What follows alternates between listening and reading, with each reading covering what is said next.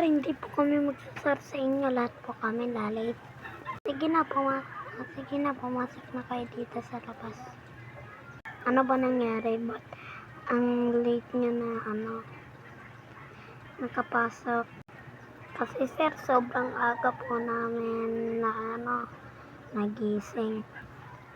Tanghali na po ng gabi, diba? Aba, syempre. Okay, ang lesson natin today ay math.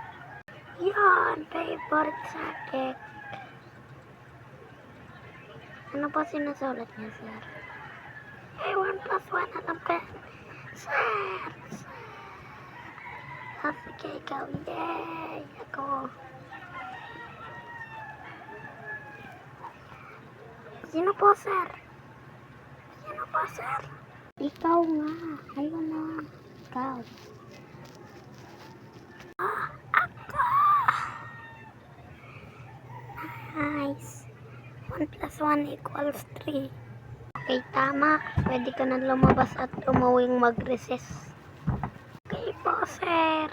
Bye-bye. Sige na, lumabas na kayo sa labas. Sa loob pala.